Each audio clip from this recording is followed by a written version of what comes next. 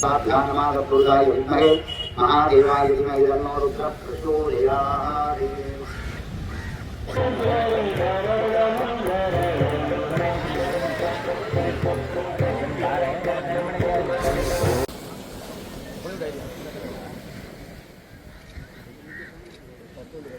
அனைவருக்கும் இந்நேர வணக்கங்கள். சுனாமி அனர்த்தம் ஏற்பட்டு இன்றைக்கு 20 ஆண்டுகள் நிறைவடைந்த நிலையில் இவ்வாறான செயற்பாடுகளை தொடர்ந்தீர்ச்சியாக 20 வருடங்களாகவும் இந்த கடற்கரை பிரதேசத்தில் ஞாபகார்த்தமாக மேற்கொள்ளப்பட்டு வருகின்ற ஒரு விடயம். இந்த விடயத்திற்கு சமூகத்திலிருந்து அனைத்து பக்கங்களிலிருந்தும் நல்வரவுகளும் ஆதரவுகளும் கிடைக்கப்பெறுவது அனைவரும் அறிந்த விடயம். பிரதானமாக இந்த எங்களது மீனவர் சமூகத்துடன் இணைந்து இந்து அறங்காவலர் ஒன்றியம் மற்றும் இந்து விருத்தி சங்கம் இணைந்து இந்த செயற்பாட்டினை வருடம் முன்னெடுத்து வருகின்றோம். இதற்கு பெரும்பாலும் சமூக ஆர்வலர்கள் நிறைய பேர் ஆதரவினை வழங்கி வருகின்றார்கள். இதைத் தொடர்ந்து எதிர்வரும் காலங்களிலும் இவ்வாறான நிகழ்வுகளை நடாத்தி எதிர்வரும் சந்ததிக்கு இவ்வாறான ஒரு நிகழ்வு நடந்தது, இப்படி ஒன்று நடந்தது என்பதை கட்டாயமாக எத்தி வைக்க வேண்டிய தேவைப்பாட்டில் உள்ளோம். இது ஒரு பெரிய போரச்சம்பவமாக இருந்தாலும் அனைத்து உறவுகளும் ஒரே நேரத்தில் இறைவனடி சேர்ந்த ஒரு தருணம். இது அறிந்திருக்கப்பட வேண்டிய மறக்க முடியாத ஒரு நிகழ்வும். எதிர்வரும் காலத்தில் ஏதோ ஒன்றை இவர்களிடத்தில் நினைவு வைத்துக் கொள்ள வேண்டும்.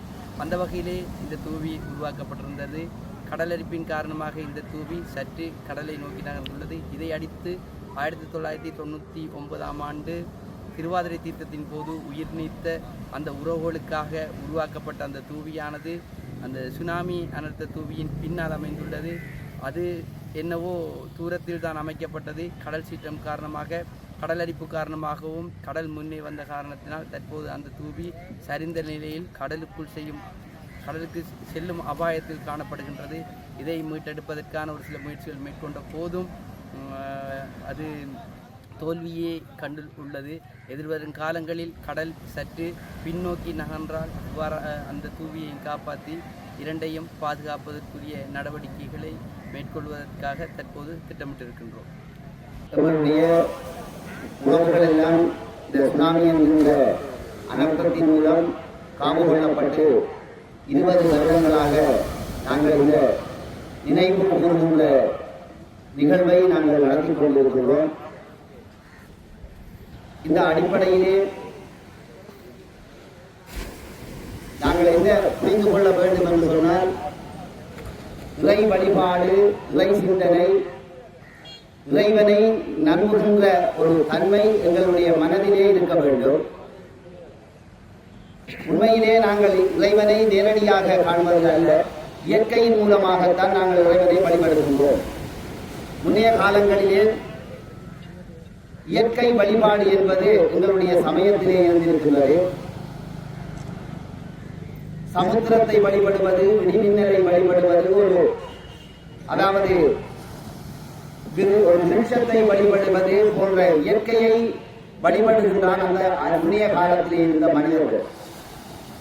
அவ்வாறு அவர்கள் வழிபாடுவதன் மூலம் இயற்கையை மதித்தார்கள். ஆனால் அவர்களுக்கு அந்த இயற்கையினுடைய சீற்றம் என்பது அங்கே ஏற்படவில்லை.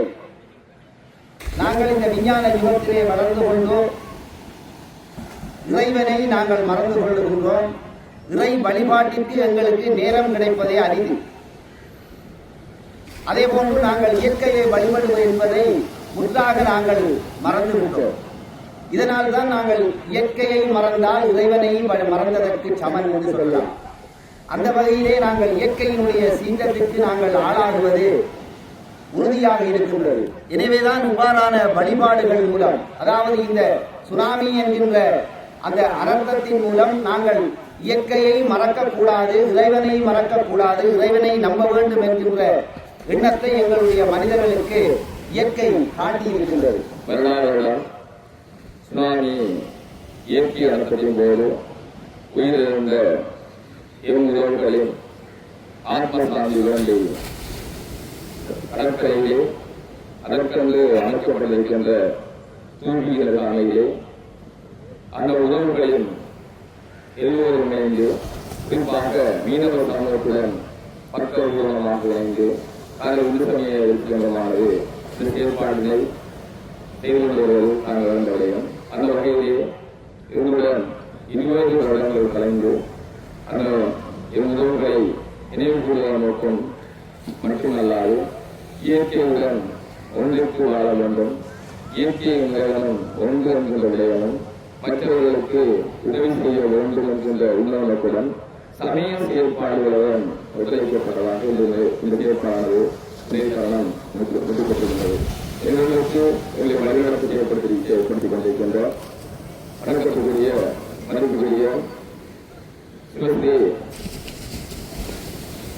சண்முக மகேஸ்வர குருக்களை அரசிலே, அதே போன்று சிவஸ்ரீ சாந்தருவன் குருக்களை அரசிலே, அதே போன்று ஸ்ரீகிருஷ்ணன் குருக்களை அரசிலே அவர்களுக்கு எங்களுடைய உளமார்ந்த மனமார்ந்த நன்றியை தெரிவித்துக் கொள்கின்றோம்.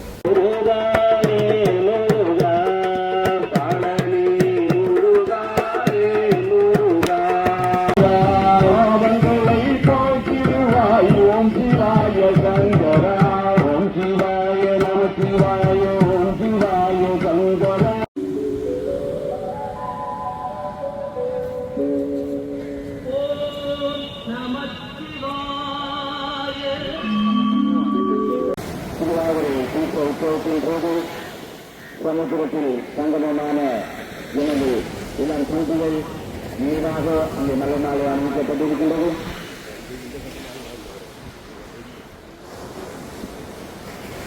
ஒரு நாளைக்கு தீப ஆராதனைக்காக